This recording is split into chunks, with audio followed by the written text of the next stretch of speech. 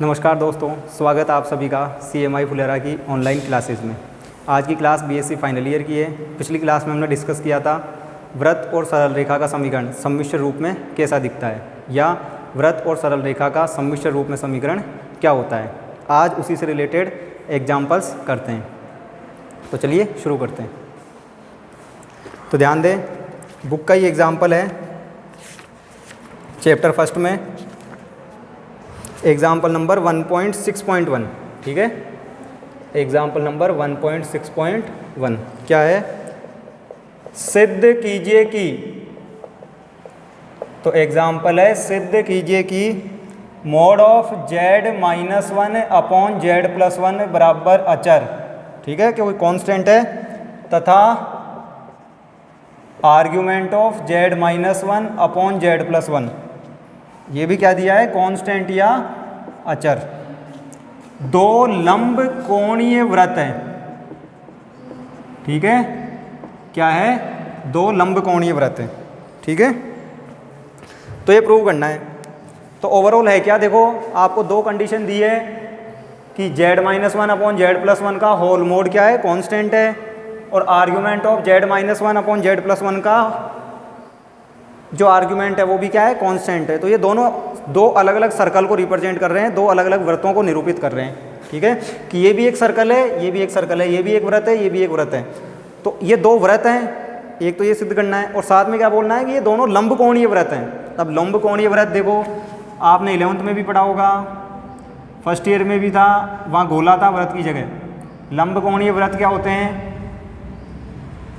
या लांबिकता का प्रतिबंध जिसको बोलते हैं, कंडीशन ऑफ ऑर्थोगोनलिटी, कि जहाँ पे सर्कल कट कर रहे हैं, यदि आप वहाँ पे स्पर्श रेखाएं खींचो तो उन दोनों स्पर्श रेखाओं के बीच में 90 का एंगल होना चाहिए। उसे बोलते हैं लंब कोणीय होना, कि दो वृत्त जहाँ कट कर रहे हैं ना भाई, वहाँ पे यदि हम स्पर्श रेखाएं खींचें तो उन दोनों के बीच में 90 का एंगल होना चाहिए। तो उसे बोलते हैं लंब कोणीय होना। दो वृत्तों को लंब कोणीय कब बोलेंगे? कि कटान बिंदु पे स्पर्श रेखाएं खींची गई और उनके बीच में 90 डिग्री का कोण पाया गया। तो यदि एक वृत्त का समीकरण x² + y² + 2g1x + 2f1y + c बराबर 0 है, और दूसरे वृत्त का समीकरण x² + y² + 2g2x + 2f2y + c2 बराबर 0 है, तो इसके लिए हमें कंडीशन पता थी कि ये दोनों लंब कोणीय होंगे। कब? 2g1g2 2f1f2 बराबर c1 + c2, ये कंडीशन हुआ करती थी लंब कोणीय होने की। तो जब भी लंब कोणीय सिद्ध करना होता था ना, तब हम ये कंडीशन प्रूव किया करते थे। ये गोले में भी था फर्स्ट ईयर में, बस वहाँ पे 3D में चलता था, तो एक h और आ जाता था, 2hz। ठीक है, और c की जगह d1 d2 लिख लिया करते थे हम। तो वहाँ गोले के केस में हुआ करता था 2g1g2 2f1f2 2h1h2 बराबर d1 + d2, इस टाइप से। ठीक है, अब वृत्त है 2D में बनता है। ठीक है, दो ही डायमेंशन काम में ले रहे हैं अभी x y, तो इसलिए x² y² 2g1x 2f1y + c1। 3D में वृत्त कैसे बनता है? एक गोले को जब एक समतल काटे। ठीक है, तो यहाँ 2 डायमेंशन की बात हो रही है, तो उसके हिसाब से तो ये कंडीशन होती है, दो वृत्त लंब कोणीय कब काटेंगे? जब इस कंडीशन को सेटिस्फाई करें। ठीक है, तो इस क्वेश्चन में भी हमको यही कंडीशन सेटिस्फाई करवानी है ओवरऑल। ठीक है, ये वृत्त के व्यापक समीकरण लिखे हुए हैं, तो ये कंडीशन होनी चाहिए। तो देखो, इसके सॉल्यूशन में होगा क्या कि ये मॉड z-1 अपॉन z+1 है।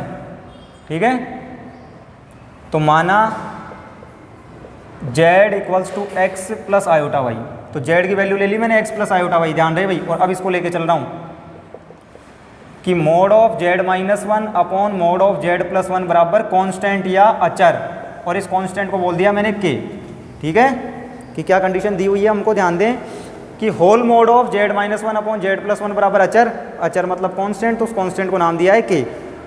ठीक है, z की जगह रख दो x + i/y, तो देखो रखो z की जगह x + i/y -1, z की जगह x + i/y +1।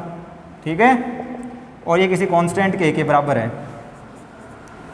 x -1 प्लस में i/y अपॉन x +1 प्लस में i/y, मतलब रियल पार्ट्स एक जगह, इमेजिनरी पार्ट एक जगह, तो x-1 को एक जगह लिख लिया, x+1 को एक जगह लिख लिया।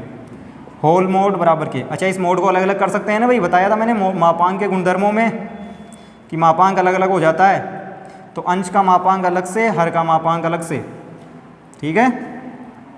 अब ले वो मापांक, तो देखो मापांक आएगा रूट में, तो रूट ऑफ x माइनस 1 का स्क्वायर प्लस y का स्क्वायर, यही होगा कि वास्तविक भाग का वर्ग प्लस काल्पनिक भाग का वर्ग। तो वास्तविक भाग है x माइनस 1, काल्पनिक भाग है y, तो x माइनस 1 का वर्ग प्लस y का वर्ग अपोन में यहाँ भी वास्तविक भाग का स्क्वायर तो x प्लस 1 का स्क्वायर, काल्पनिक भाग का स्क्वायर तो y का स्क्वायर, और बराबर के, ठीक है। दोनों तरफ वर्ग कर लो रूट हटाने के लिए, तो बराबर के स्क्वायर। तो देखो मैंने दोनों तरफ वर्ग किया है तो इधर के स्क्वायर हो गया, और साथ में इसका वज्र गुणा भी कर दिया, तो x प्लस 1 का स्क्वायर प्लस y का स्क्वायर, तो दोनों तरफ वर्ग कर किया है और साथ में इसका वज्र गुणा किया है।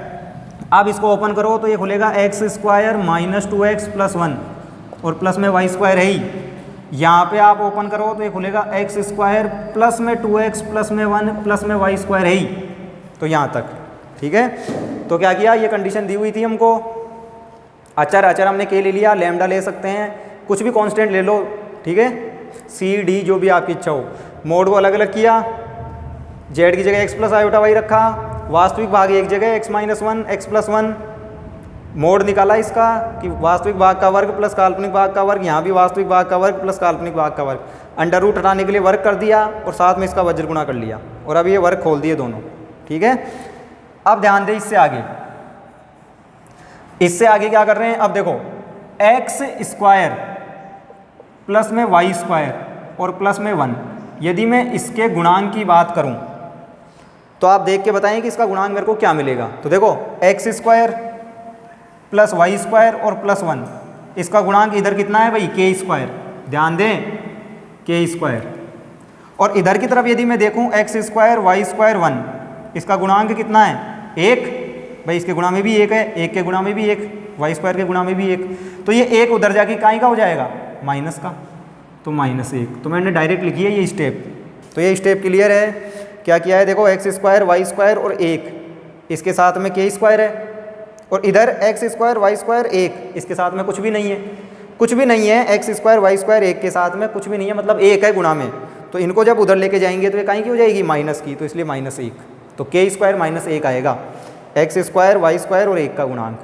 इसी तरीके से यदि मैं बात करूं किसकी, 2x की, कि 2x का गुणांक क्या आएगा। तो देखो यहाँ 2x का गुणांक है k स्क्वायर, तो इधर तो है k स्क्वायर, और इधर यदि मैं बात करूं 2x के गुणांक की तो वो है -1, लेकिन ये -1 उधर जाके +1, ठीक है, और इधर की तरफ कुछ भी नहीं बचेगा, तो इधर की तरफ बचेगा 0। तो क्लियर है कि x स्क्वायर y स्क्वायर 1 का गुणांक इधर k स्क्वायर था, इधर 1 था, उधर गया -1, तो k स्क्वायर -1। इधर 2x का गुणांक k स्क्वायर था, इधर -1 था, ये -1 उधर जाके +1, तो k स्क्वायर +1। अब इस k स्क्वायर -1 का दे दो आप भाग,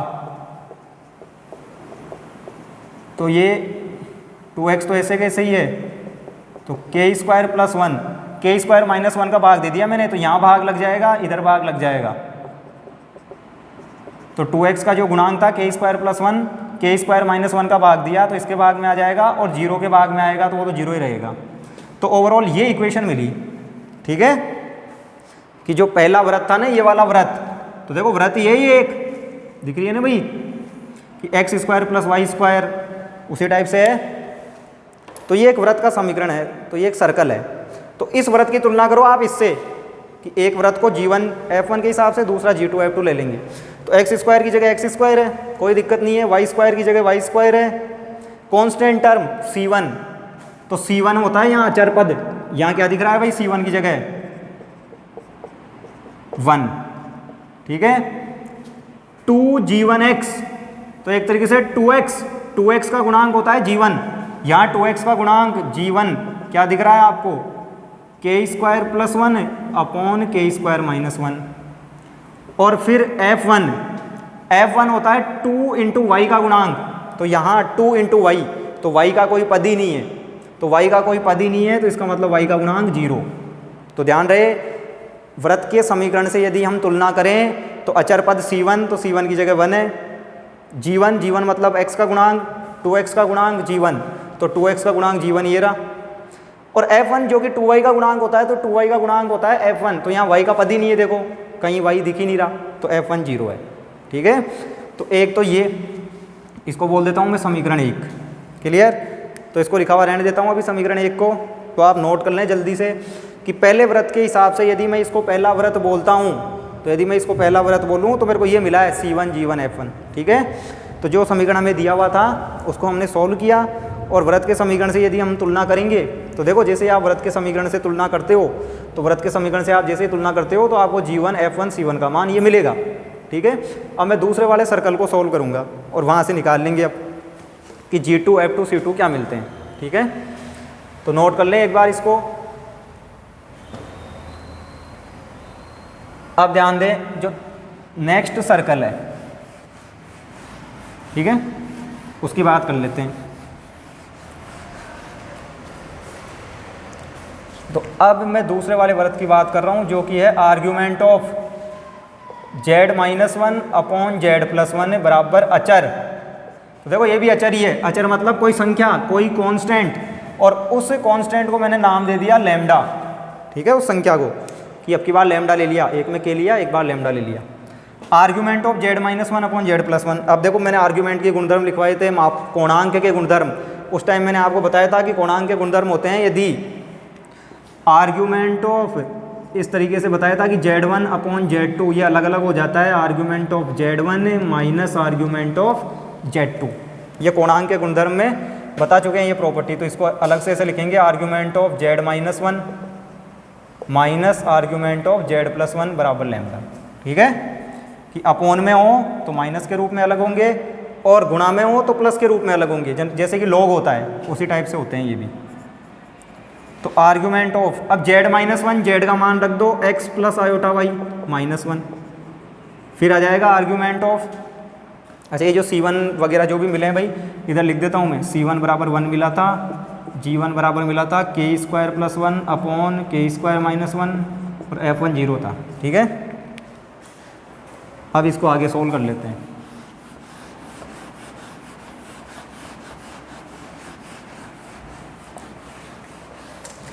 तो ये रख दिया पहले वाले में, z-1 में, z+1 इसमें रखो x प्लस आयोटा y +1 बराबर लैम्डा। ठीक है, तो आर्ग्यूमेंट ऑफ वास्तविक भाग एक जगह x -1 प्लस आयोटा y, काल्पनिक भाग एक जगह तो x +1 प्लस आयोटा y बराबर लैम्डा। हाँ भाई, अब आपको पता होना चाहिए कि कोई भी कॉम्प्लेक्स नंबर है x प्लस आयोटा y, तो उसका आर्ग्यूमेंट क्या होता है भाई, उसका कोणांक tan इनवर्स थीटा, जिसको हम बोलते हैं y अपॉन x। ये लिखवाया था सूत्र, जब कोणांक समझाया था तो कोणांक के टाइम क्या बताया था कि वो x अक्ष से कितना कोण बना रहा है, तो उसका कोणांक का सूत्र ये था tan inverse y upon x। हाँ, वो बात अलग है कि फिर मैंने आपको निकालना सिखाया था कि कोणांक का मुख्य मान कैसे निकालते हैं, चारों चतुर्थांशों के हिसाब से 4 अलग अलग फॉर्मूले बता दिए थे कि पहले में हो तो थीटा बराबर tan inverse y upon x, दूसरे में हो तो pi minus tan inverse y upon x, तीसरे में हो तो minus pi plus tan inverse y upon x, और चौथे में हो तो minus tan inverse y upon x। तो इस टाइप से 4 अलग अलग फॉर्मूले बता दिए थे, वहाँ से मुख्य मान ही आता है हमेशा। लेकिन ओवरऑल कोणांक किस तरीके से परिभाषित है, tan inverse y upon x की काल्पनिक भाग बटा वास्तविक भाग।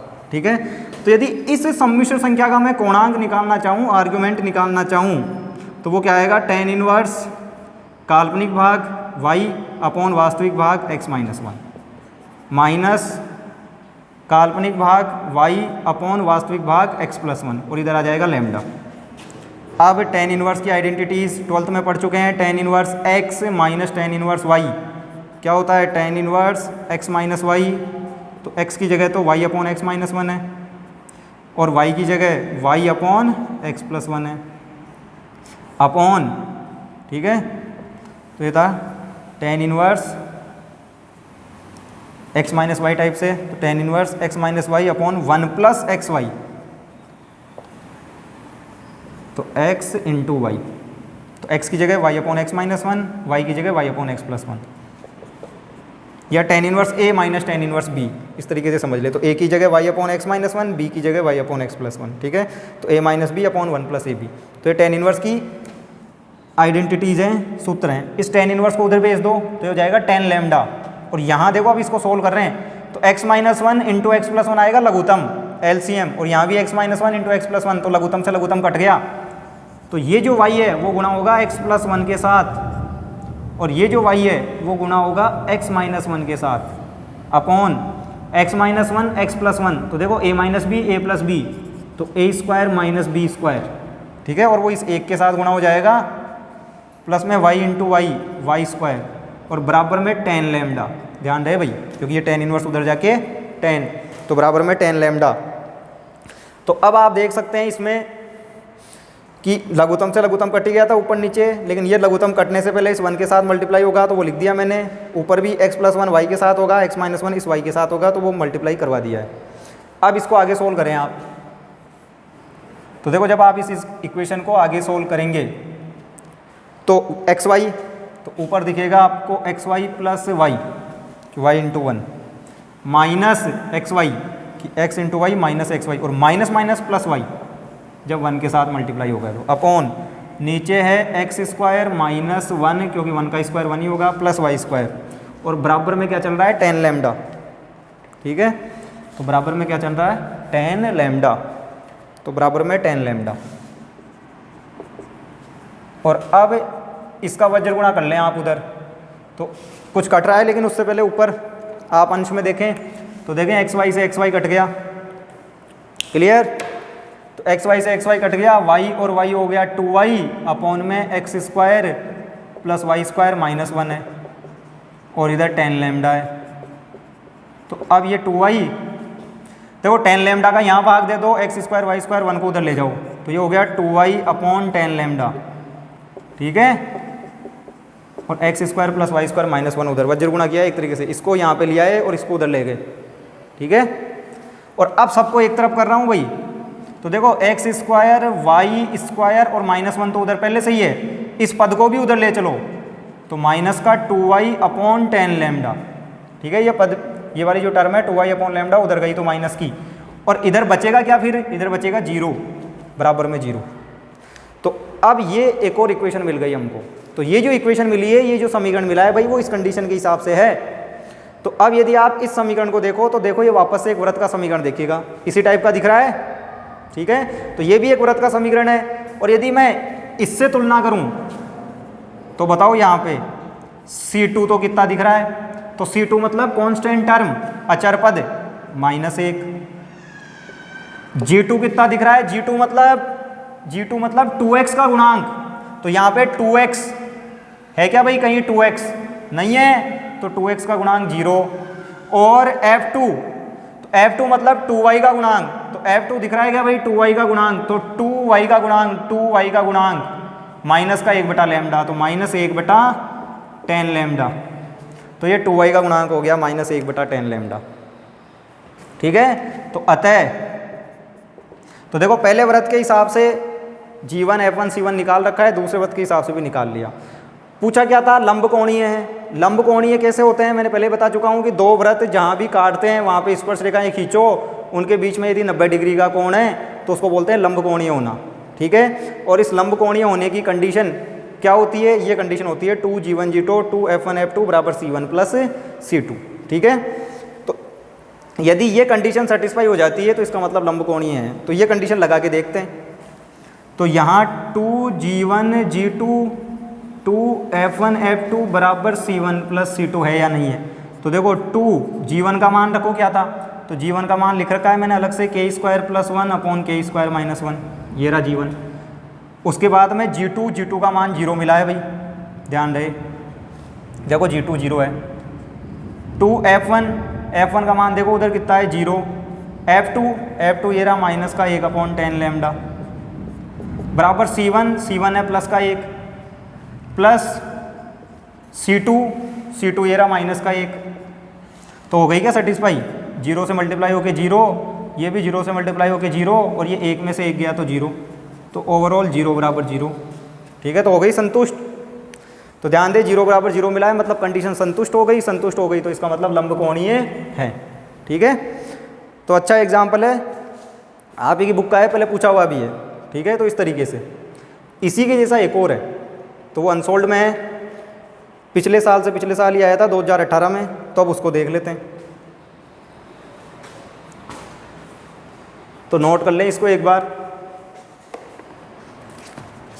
फिर इससे अगला एग्जाम्पल। ठीक है,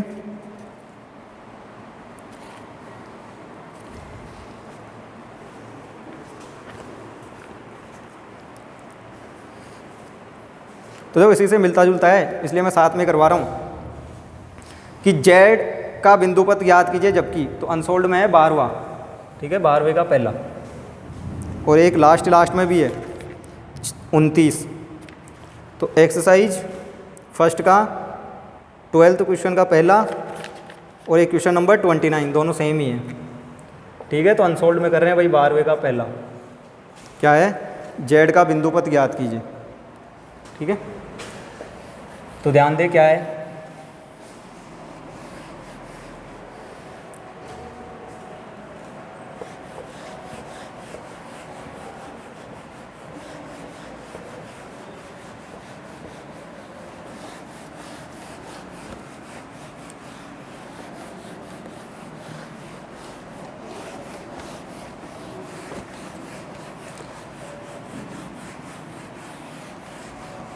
ये टर्म काम में लेंगे हम अभी, इसलिए मैंने मिटा ही नहीं, क्योंकि क्या है, जेड का बिंदुपत ज्ञात कीजिए,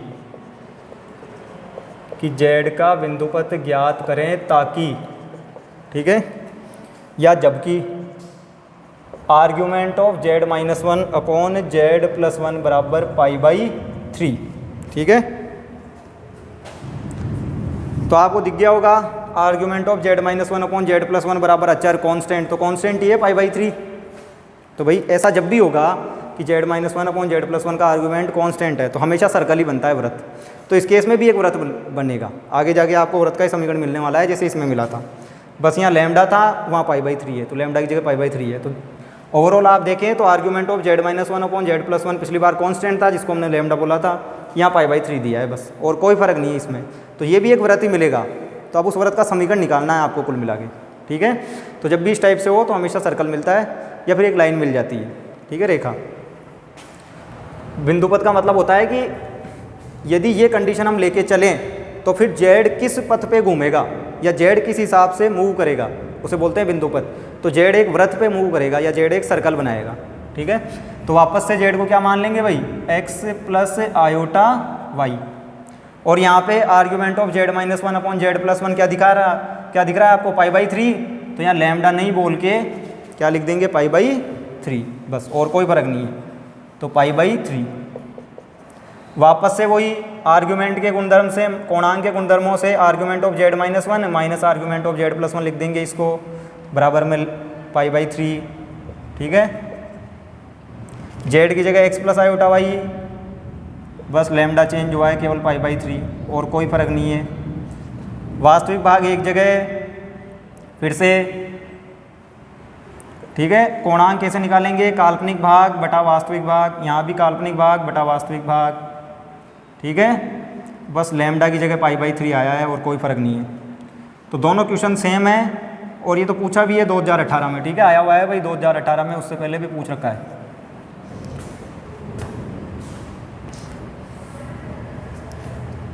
तो यदि इस बार नहीं आता है, जैसे अब फाइनल के एग्ज़ाम होने वाले हैं उनमें नहीं आता है, तो फिर हो सकता है आपके एग्ज़ाम्स में आ जाए, क्योंकि 2 साल का गैप आ गया। तो ओवरऑल π/3 है इधर।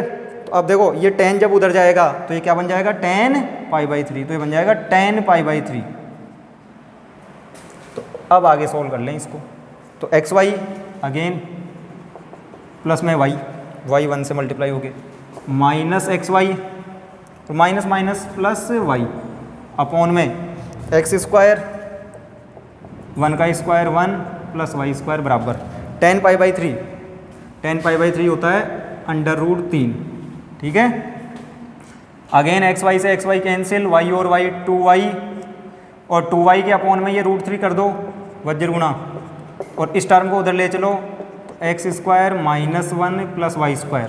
ठीक है, और अब इस पद को भी उधर ले चलो, तो x square plus Y square -1, और ये 2y अपॉन √3 भी उधर जाके कहीं का हो जाएगा, माइनस का, तो -2y अपॉन √3। ठीक है, बराबर 0। अब इसको यदि सही से लिखना चाहें तो ऐसे लिख लो, X square plus Y square -2y upon √3 -1 बराबर 0। तो यह आएगा बिंदुपथ जेड का, जो कि एक वृत्त है।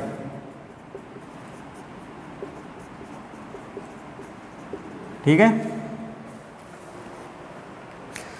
अब यदि इसका केंद्र त्रिज्या निकालना चाहो तो निकाल सकते हैं। देखो, हालांकि पूछा नहीं है हमसे, तो ये पूछा है कि बिंदुपथ बताओ, तो ये बता दिया बिंदुपथ। यहाँ तक ठीक है, पूरे नंबर मिल जाएंगे आपको। लेकिन मान लो पूछ लेता तो कैसे बताते, तो हम इससे तुलना कर लेते। ये वृत्त का समीकरण होता है, इस वृत्त का केंद्र -g, -f, इस वृत्त की त्रिज्या √g² + f² - c।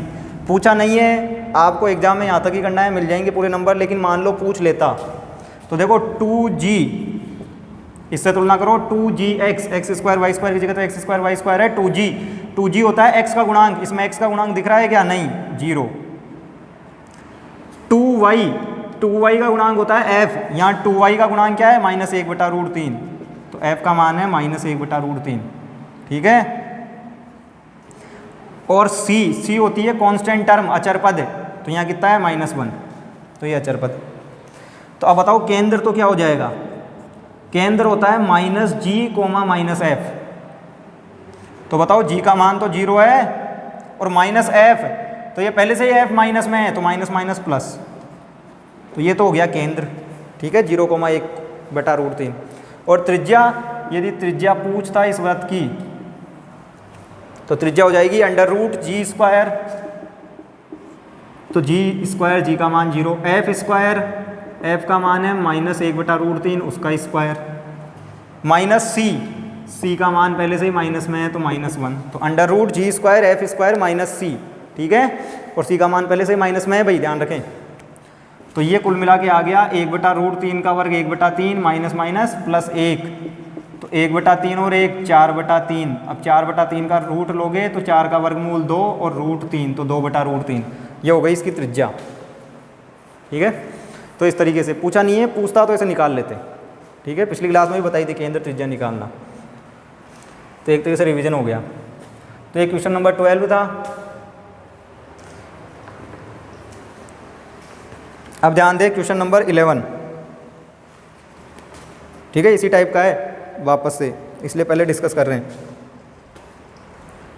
कि ये बिंदुपथ वाले सवाल हैं अधिकतर। तो इनमें से यदि कोई आ जाता है एग्जाम में तो बढ़िया है, क्योंकि छोटे ही होते हैं, ज़्यादा बड़े नहीं होते और सेम कंसेप्ट के हैं।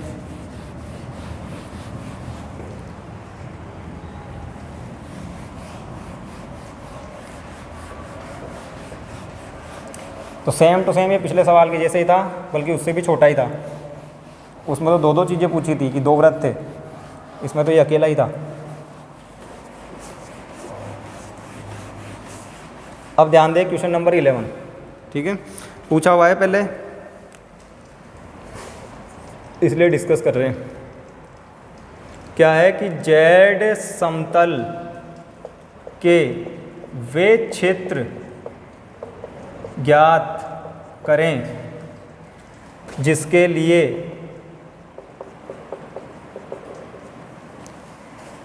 Whole mode of z-a/z+a'। ठीक है, <<1 हो, =1 हो, >1 हो। ठीक है, जहां रियल पार्ट ऑफ a >0। ठीक है, तो ये क्वेश्चन है। तो ध्यान दें क्वेश्चन नंबर 11 है, 2 बार पूछा हुआ है पहले, एक बार अजमेर में, एक बार बीकानेर में।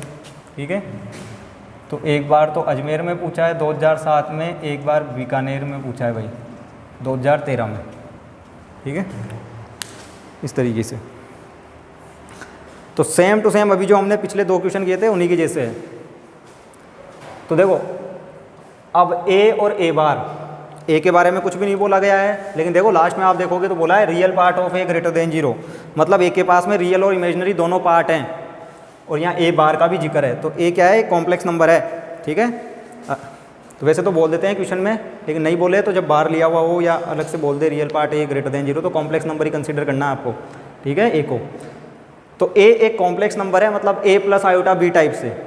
ध्यान रहे, ए को आप कोई संख्या मत समझ लेना कि कोई वास्तविक संख्या समझ लो आप 1 2 3 इस तरीके से, ऐसा नहीं है। ए बी क्या है, ए प्लस आयोटा बी टाइप का कोई कॉम्प्लेक्स नंबर है, और जेड तो कॉम्प्लेक्स नंबर है ही, सम्मिश्र संख्या है ही। अब ये जो क्वेश्चन है इसके अंदर 3 अलग अलग केस हैं कि एक बार तो ये लेस देन 1 हो, एक बार ये इक्वल टू 1 हो, और एक बार ये ग्रेटर देन 1 हो। ठीक है, हम एक केस लेंगे, बाकी 2 उसी हिसाब से समझ में आ जाएंगे आपके। ठीक है, तो मैं लेके चलता हूँ पहले लेस देन वाला।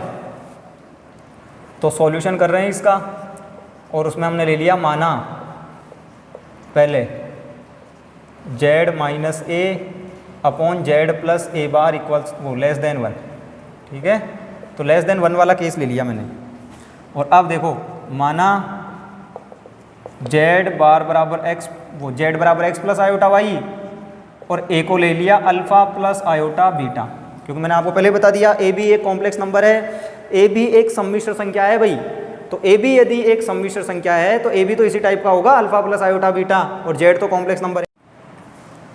तो रखें मान, तो देखो जेड की जगह रखो एक्स प्लस आयोटा वाई। ठीक है, माइनस ए की जगह रख दो अल्फ़ा प्लस आयोटा बीटा। ठीक है, जेड की जगह X plus iota Y plus A bar, तो ए की जगह अल्फ़ा प्लस आयोटा बीटा उसका बार, और यह है लेस देन 1। ठीक है, तो जेड की जगह एक्स प्लस आयोटा वाई, ए की जगह अल्फ़ा प्लस आयोटा बीटा, फिर जेड की जगह एक्स प्लस आयोटा वाई, ए की जगह अल्फ़ा प्लस आयोटा बीटा उसका बार। तो ये हो गया x plus iota y minus alpha plus iota beta upon, अच्छा देखो होल मोड है तो मोड को अलग अलग कर सकते हैं, तो इसलिए मोड को अलग अलग कर लिया है भाई। एक्स प्लस आयोटा वाई ऐसे कैसे है ही, ठीक है, प्लस में प्लस। अब ये बार का मतलब होता है आयोटा की जगह माइनस आयोटा।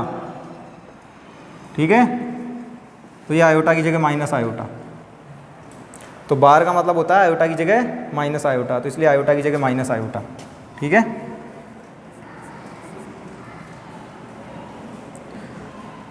अब करो अलग अलग। तो देखो वास्तविक भाग एक जगह करो तो x माइनस अल्फ़ा, काल्पनिक भाग एक जगह करो तो y माइनस बीटा।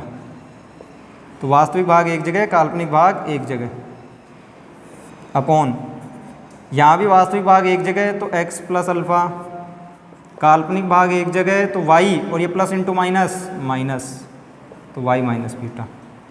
ठीक है, तो वास्तविक भाग एक जगह, काल्पनिक भाग एक जगह, तो वास्तविक भाग x प्लस अल्फ़ा, काल्पनिक भाग y minus beta, plus into minus minus हो जाएगा, और वही लेस देन 1। अब ले मोड, तो मोड का मतलब होता है वास्तविक भाग का स्क्वायर प्लस काल्पनिक भाग का स्क्वायर। सेम यहाँ पे वास्तविक भाग का स्क्वायर काल्पनिक भाग का स्क्वायर लेस देन 1।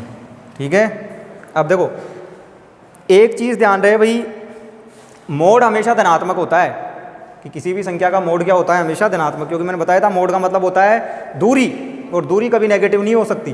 तो ये मोड भी धनात्मक है, ये मोड भी धनात्मक है। ठीक है, अब मैं क्या कर रहा हूँ, इसका गुणा कर रहा हूँ इधर, और आपको पता है असमीका में धनात्मक संख्या से गुणा करते हैं तो चिन्ह पे कोई फर्क नहीं पड़ता, लेकिन यदि ऋणात्मक संख्या से गुणा करते हैं तो चिन्ह बदल जाया करता है भाई। तो अभी तो ये धनात्मक है तो इसका गुणा तो कर सकते हैं, तो इसका गुणा कर रहा हूँ इधर, ध्यान रहे। ठीक है, तो ये है under root X minus alpha का square plus Y minus beta का स्क्वायर। ठीक है, less than under root X plus alpha का स्क्वायर प्लस में वाई माइनस बीटा का स्क्वायर। ठीक है, तो ये धनात्मक है, क्यों, क्योंकि मोड था, तो इसलिए कोई चिन्ह पे कोई फर्क नहीं पड़ेगा, जो चिन्ह है वही रहेगा। दोनों तरफ वर्ग कर लो, तो वर्ग करोगे तो x माइनस अल्फ़ा का स्क्वायर वाई माइनस बीटा का स्क्वायर, रूट हट जाएगा, यहाँ x प्लस अल्फ़ा का स्क्वायर वाई माइनस बीटा का स्क्वायर। तो दोनों तरफ वर्ग किया है, तो वर्ग करने पर, तो वर्ग करेंगे तो रूट हट जाएगा, और अब आप देखोगे वाई माइनस बीटा स्क्वायर से y minus beta square cut गया। ठीक है, बाकी बचे हुए को खोल लो, एक्स माइनस अल्फ़ा का होल स्क्वायर खोलो तो x square plus alpha square minus 2x alpha less than, यहाँ x प्लस अल्फ़ा का होल स्क्वायर खोलो तो x square plus alpha square plus 2x alpha. ठीक है, तो कौन कौन कट रहा है भाई, दोनों तरफ आप देखोगे एक्स स्क्वायर अल्फा स्क्वायर से x square alpha square cut गया, ठीक है। ये जो 2x अल्फा है इसको भी इधर लिया हो तो माइनस 2x अल्फा तो इधर पहले से ही है, ये 2x अल्फा इधर आके ये भी माइनस का हो गया और ये है लेस देन 0, तो ओवरऑल ये हो गया -4x अल्फा लेस देन 0, ठीक है।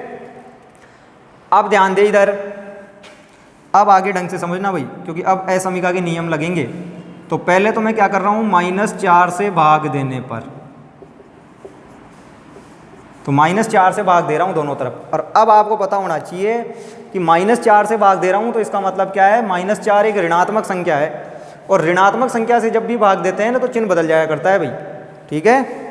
तो -4 से जैसे ही भाग देंगे तो यहाँ से -4 हट गया, केवल बचा x अल्फा। और अब ये चिन्ह बदल जाएगा, 0 में भाग दोगे तो 0 ही रहेगा, लेकिन चूंकि ऋणात्मक संख्या से भाग दिया है, नेगेटिव नंबर से डिवाइड किया है दोनों तरफ, इसलिए चिन्ह बदल गया, ठीक है।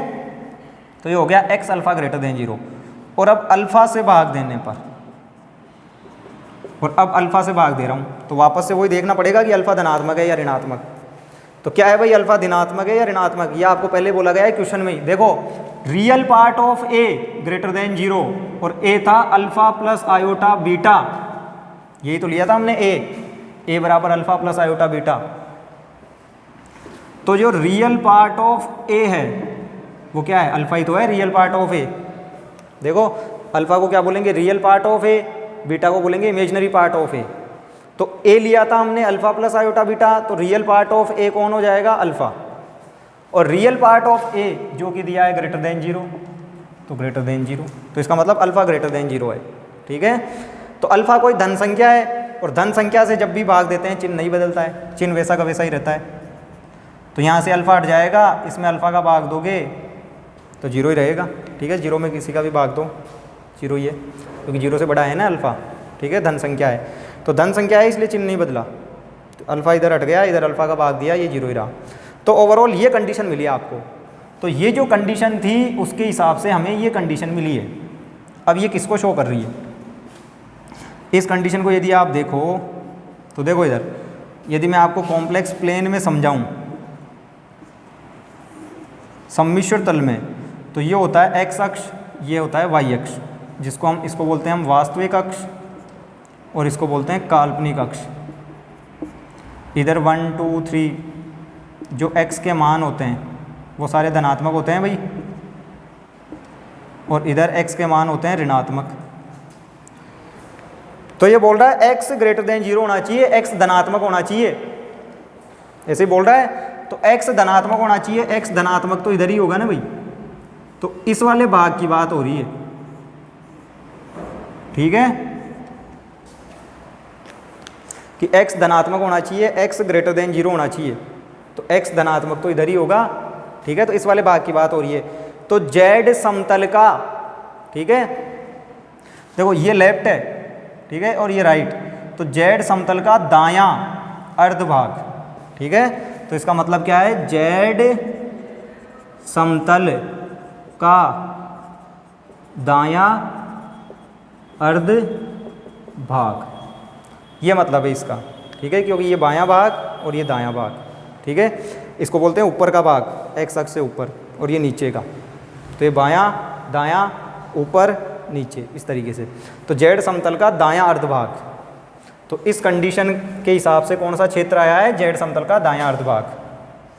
सेम टू सेम यदि मैं दूसरा केस डिस्कस करता भाई, अब देखो दूसरा केस कौन सा है, बराबर, बराबर वाला।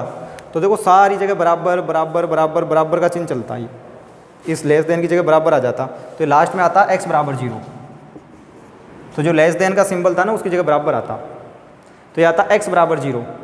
और x बराबर 0, अब आपको पता हो तो x बराबर 0 किसका समीकरण होता है, y अक्ष का, ठीक है।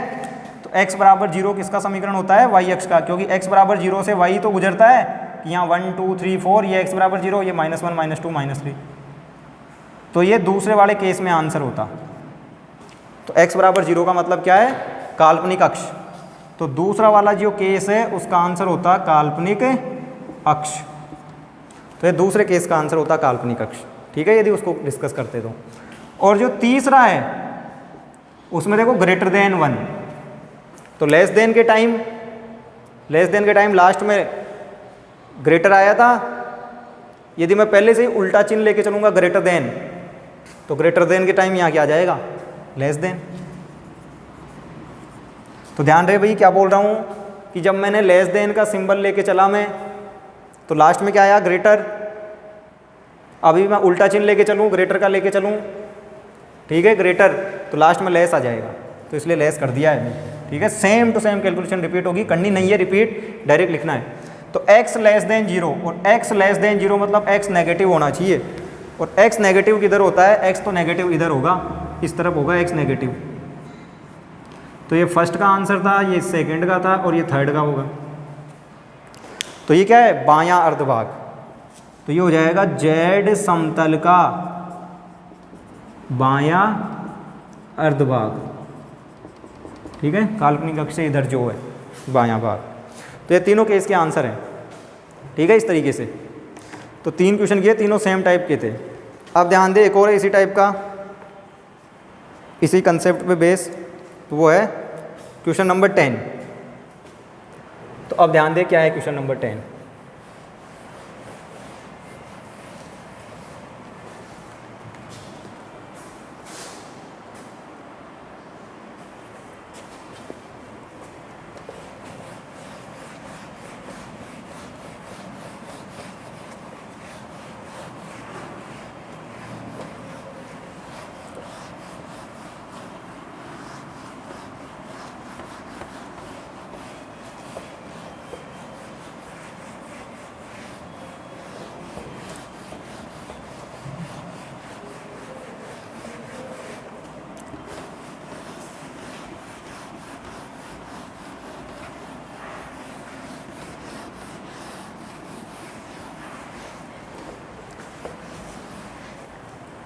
तो ध्यान दे भाई, क्वेश्चन नंबर 10।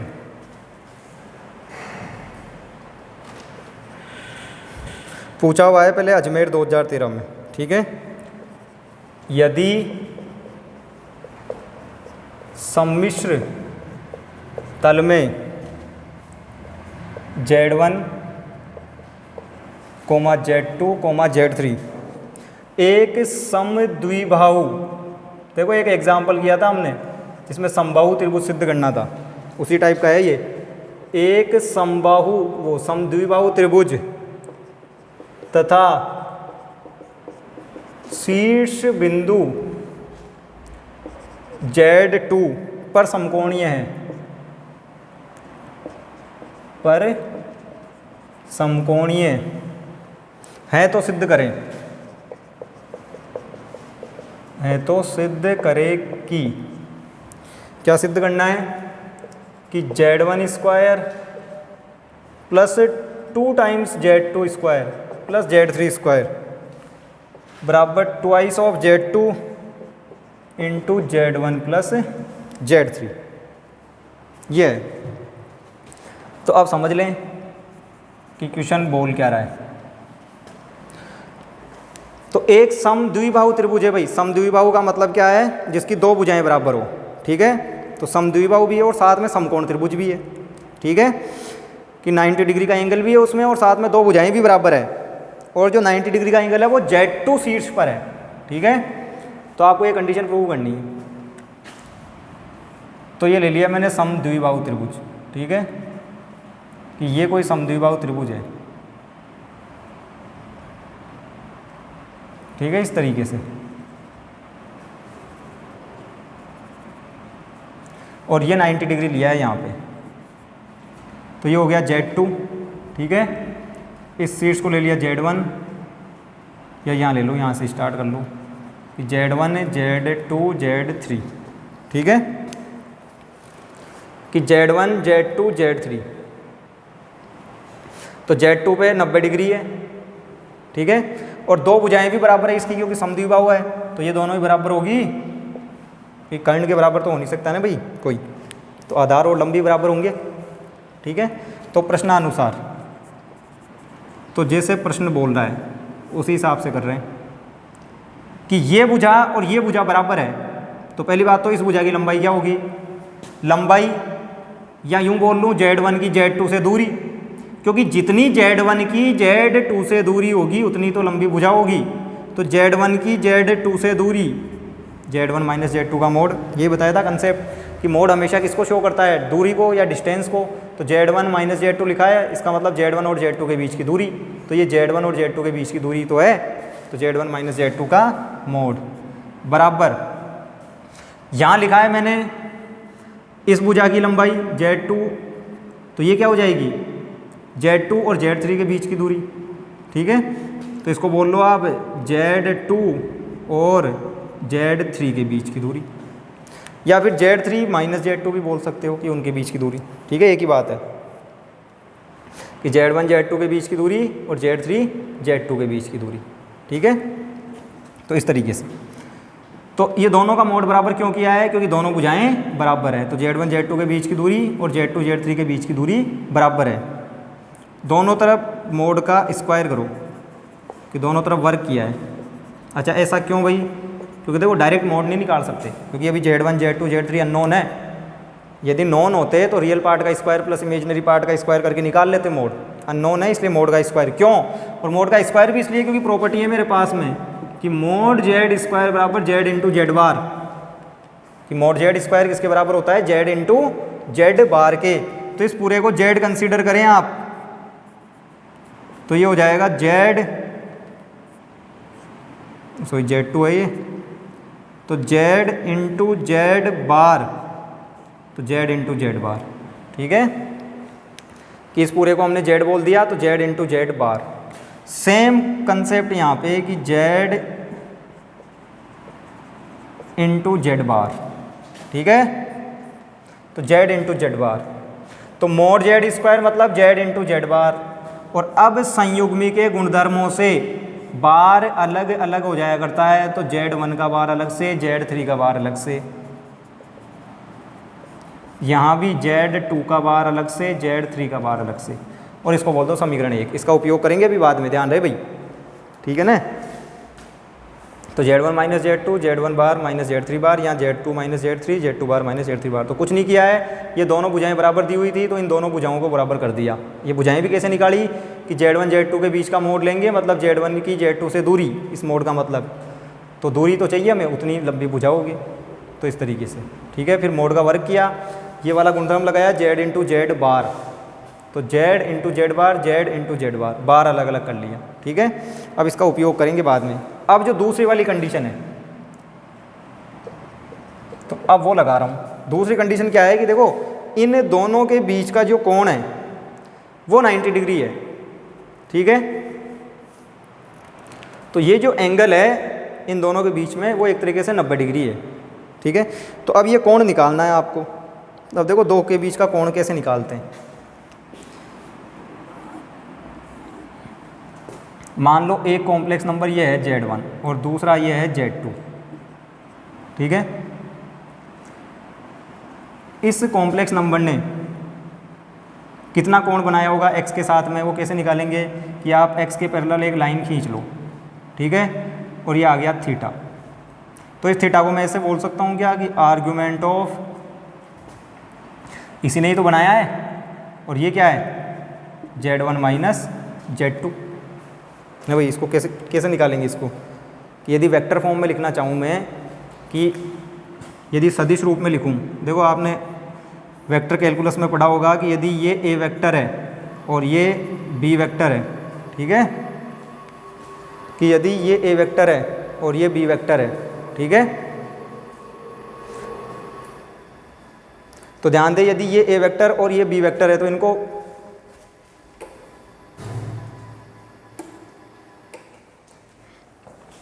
कि यदि ये A वेक्टर है पॉइंट और ये B वेक्टर है, तो इस वाले वेक्टर को आप क्या बोलते थे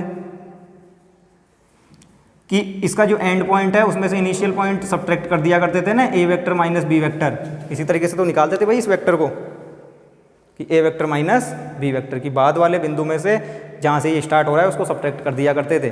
तो सेम चीज़ यहाँ पे भी है कि यहाँ पे जो वेक्टर फॉर्म है वो किस तरीके से लिखते हैं कि Z1 माइनस Z2, कि ये वाला जो कॉम्प्लेक्स नंबर होगा उसको किस तरीके से लिखा जाएगा Z1 माइनस Z2।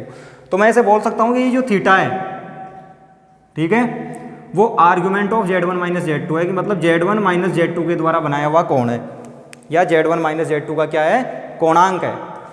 इसी तरीके से मैं एक कॉम्प्लेक्स नंबर और लूँ यहाँ पे Z3, ठीक है, सही है, और इसके द्वारा बनाया हुआ कोण मान लो θ1 हो, ये तो थीटा था, ठीक है, और ये वाला जो कोण है θ1 है।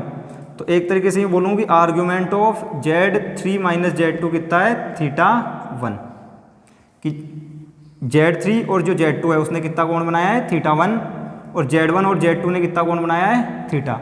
और अब यदि मेरे को बीच का एंगल निकालना हो तो बताओ ये जो बीच का एंगल है वो क्या हो जाएगा, θ1 माइनस थीटा है भाई। इस बीच के एंगल को यदि हम अल्फ़ा बोल दें, कि ये जो बीच का एंगल दिख रहा है इसको यदि अल्फ़ा बोल दिया जाए, तो ये अल्फ़ा किसके बराबर होगा, θ1 माइनस थीटा के।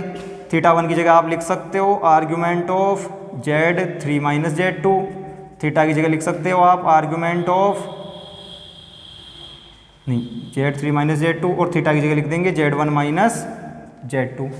और अब देखो आर्ग्यूमेंट की प्रॉपर्टी से माइनस के रूप में हो तो किस फॉर्म में आ जाएंगे, बटा की फॉर्म में। तो इस तरीके से तो ओवरऑल दोबारा समझ ले कैसे करते हैं, जैसे वेक्टर कैलकुलस में किया करते हैं ना भाई, कि ये ए वेक्टर हो, ये बी वेक्टर हो, तो ये वाला जो वेक्टर होगा, ठीक है, उसको यदि मैं ए बी बोलूँ तो ये जो ए बी वेक्टर होगा वो क्या होता है, बाद वाले पॉइंट में से पहले वाला पॉइंट घटाते हैं, कि जो एंड पॉइंट है उसमें से इनिशियल पॉइंट, तो A vector minus B vector. Same यहाँ पे यदि हमको ये चाहिए तो Z1 माइनस Z2, तो ये जो थीटा है वो Z1 माइनस, ये जो थीटा है वो Z1 माइनस Z2 का कोणांक है। इसी तरीके से ये जो θ1 है वो Z3 माइनस Z2 का कोणांक है, Z3 माइनस Z2 का कोणांक θ1। हमें बीच का एंगल चाहिए तो θ1 माइनस थीटा, तो आर्ग्यूमेंट ऑफ θ1 है Z3 माइनस Z2 का आर्ग्यूमेंट, और जो थीटा है वो है Z1 माइनस Z2 का आर्ग्यूमेंट।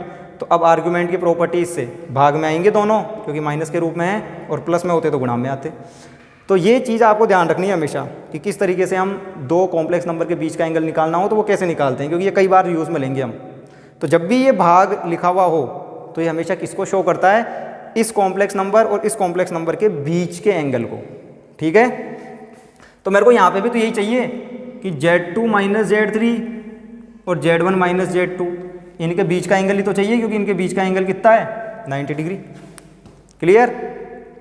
तो अब ध्यान दें इससे आगे, समकोण है बीच में,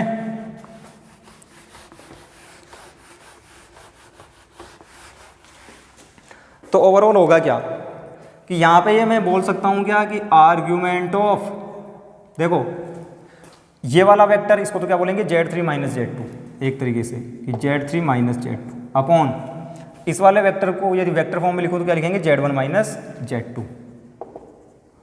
तो ये वेक्टर और ये वेक्टर, इन दोनों के बीच में एंगल कितना है, 90 डिग्री, ठीक है। तो इन दोनों के बीच का एंगल, एंगल मतलब आर्ग्यूमेंट कितना है, 90 डिग्री, ठीक है। तो overall argument of Z3 minus Z2 और argument of Z1 minus Z2, ठीक है, कितना है, 90 डिग्री, ठीक है। तो ये जो कॉम्प्लेक्स मिलेगा कुल मिला के Z3 minus Z2 upon Z1 minus Z2, ये कॉम्प्लेक्स नंबर की भाग देने के बाद उसका आर्ग्यूमेंट 90 डिग्री है। अब एक दूसरी चीज़ और समझे, किसी भी कॉम्प्लेक्स नंबर का आर्ग्यूमेंट 90 डिग्री कब हो सकता है, तो देखो आर्ग्यूमेंट होता है x के साथ में कितना एंगल बना रहा है, तो उसका आर्ग्यूमेंट 90 डिग्री है, इसका मतलब डेफिनेटली वो यहाँ पे है, काल्पनिक अक्ष पे या y अक्ष पे, ठीक है, कि 1 2 3 4, तो ये जितने भी पॉइंट हैं इन सब का आर्ग्यूमेंट कितना है, 90 है। तो 90 डिग्री आर्ग्यूमेंट होने का मतलब है, कोणांक 90 डिग्री होने का मतलब है वो सम्मिश्र संख्या y अक्ष पे स्थित है। और यदि कोई सम्मिश्र संख्या y अक्ष पे स्थित होगी तो उसका वास्तविक भाग क्या हो जाएगा भाई, 0। भाई इस तरीके से a प्लस आयोटा b, तो a यदि 0 है तो सम्मिश्र संख्या बचेगी केवल z बराबर आयोटा b। इस तरीके से तो हुई 0, b, तो 0, b टाइप की संख्याएं तो होंगी y अक्ष पे, 0, 2, 0, 1, 0, 3, 0, 4। आई बात समझ में। तो ध्यान दें, z बराबर a plus iota b, a की वैल्यू यदि 0 तो ये 0, तो केवल b बचेगा, तो 0, b टाइप से मिलेगी आपको संख्याएं। तो 0, 4, 0, 3, 0, 2, 0, 1 सब किस पे होगी, y अक्ष। तो ध्यान दे भाई, मैं क्या बोल रहा हूँ, यदि किसी सम्मिश्र संख्या z का वास्तविक भाग 0 है, केवल और केवल उसके पास में काल्पनिक भाग ही है, तो मतलब वो इस तरीके की है 0,b, 0,b मतलब 0,1, 0,2, 0,3, 0,4 इस टाइप की कोई संख्या है। और इस टाइप की जितनी भी संख्याएं होंगी वो सब 90 डिग्री पे इंक्लाइंड होगी, कि उनका जो कोणांक होगा वो कितने डिग्री का होगा, 90 डिग्री का होगा, कि उनका कोणांक होगा 90 डिग्री। ठीक है, कि 0,b टाइप की जितनी भी सम्मिश्र संख्याएं होंगी वो सब 90 डिग्री पे इंक्लाइंड होगी, या उनका कोणांक होगा 90 डिग्री। तो इस सम्मिश्र संख्या का कोणांक भी तो 90 डिग्री है, तो इसका मतलब ये भी इसी टाइप की है, 0,b टाइप की। और यदि ये भी 0,b टाइप की है तो इसका मतलब इसका वास्तविक भाग क्या है, 0। तो ओवरऑल मैं क्या बोल रहा हूँ कि ये जो सम्मिश्र संख्या दिख रही है ना आपको, Z3 - Z2 upon Z1 - Z2, उसका वास्तविक भाग क्या है, 0। तो ये कंडीशन मैंने लिखी है, तो उसके लिए आपको समझाया है कि कोई भी सम्मिश्र संख्या जिसका कोणांक 90 डिग्री हो, इसका मतलब वो y अक्ष पे है, और यदि वो संख्या y अक्ष पे है तो उसका x का मान तो 0 ही होगा ना भाई। तो x का मान 0 है, x को बोलते हैं हम रियल पार्ट, तो इसका मतलब उसका रियल पार्ट क्या है, 0 है। और अब रियल पार्ट ऑफ z, ये देखो आइडेंटिटी, ये आपको पहले बता रखी है, रियल पार्ट ऑफ z जिसको कि हम x बोला करते हैं भाई, सबसे पहली क्लास में बताया था z + z⁻/2 संयुग्मी के गुणधर्मों में, कि जो x होता है उसका मान क्या होता है, z + z⁻/2। तो रियल पार्ट ऑफ z उसको बोलते हैं हम z + z⁻/2। तो ये भी तो रियल पार्ट ऑफ z, तो ये क्या हो जाएगा, z + z⁻, ठीक है, अपॉन 2। ठीक है, तो ध्यान दें, real part of z, real part of z, इस पूरे को z बोल दिया है मैंने, तो रियल पार्ट ऑफ z, तो z + z⁻अपॉन 2 बराबर 0। तो ये बटा वाला 2 गया 0 में, तो Z3 - Z2 upon Z1 - Z2 plus, अब ये जो बार है, बार अलग अलग हो जाएगा ना भाई, तो Z3 - Z2, तो सबका बार अलग अलग कर लो। देखो भाग के रूप में है तो पहले तो भाग में अलग अलग हो जाएगा, और फिर माइनस में भी बार अलग अलग हो जाया करता है, तो कुछ इस तरीके से आएगा। ये बार को अलग अलग कर सकते हैं हम, चाहे भाग में हो चाहे माइनस में हो, तो बार अलग अलग हो जाएगा सब पे अलग से। और अब लघुत्तम लो, तो जो लघुत्तम है वो तो चला जाएगा 0 में, तो Z3 - Z2 ये तो गुणा होगा इस Z1 बार - Z2 बार से, और ये जो Z3 बार - Z2 बार है ये गुणा होगा इस Z1 - Z2 से, और बराबर में 0। तो ध्यान दे, जैसे ही लघुत्तम लिया तो लघुत्तम तो 0 के साथ वज्र गुणा हो जाएगा, ये गुणा हुआ इसके साथ, ये गुणा होगा इसके साथ। ठीक है, तो ध्यान दे, ओवरऑल क्या किया था हमने, ये कंडीशन आपको पहले ही समझ में आ गई थी यहाँ से कि इसका आर्ग्यूमेंट 90 डिग्री था क्योंकि समकोणीय है। और ये आर्ग्यूमेंट कैसे निकालते हैं कि Z3 - Z2 और Z1 - Z2, तो इनके बीच का कोण है, तो बीच का कोण हमेशा इस तरीके से, ठीक है, कि Z1 - Z2 upon Z3 - Z2।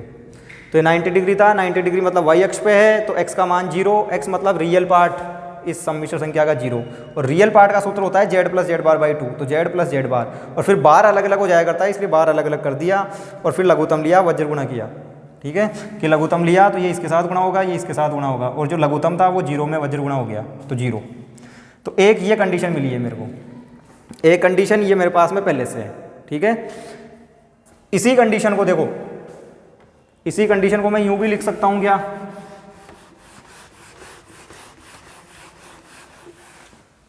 आप ध्यान दें, ये जो कंडीशन है इसको उधर ले चलो आप इस टर्म को, तो इधर बचेगा Z3 - Z2 इंटू में Z1 बार - Z2 बार बराबर माइनस ऑफ, क्योंकि ये प्लस है उधर जाएगा तो माइनस, Z3 बार - Z2 bar into Z1 - Z2। तो ध्यान दें, ऐसे लिख सकते हैं क्या इस कंडीशन को,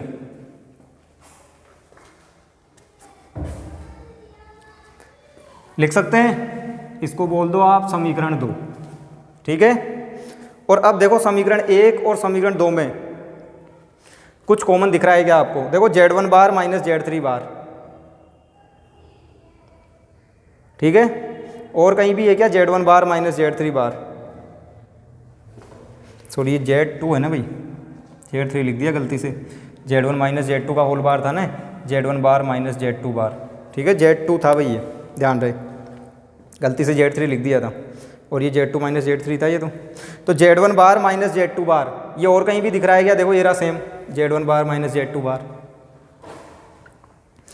Z2 बार माइनस Z3 बार, और कहीं भी है क्या? ये रहा Z2 बार माइनस Z3 बार। इस माइनस को अंदर गुणा कर लो तो Z3 minus Z2 into Z1 बार माइनस Z2 बार, तो माइनस को अंदर गुणा करेंगे तो ये हो जाएगा Z2 बार माइनस Z3 बार, और ये Z1 माइनस Z2, इसको बोल दो समीकरण 2, ठीक है। इस माइनस को अंदर गुणा कर दिया हमने तो ये Z2 बार माइनस Z3 बार हो गया।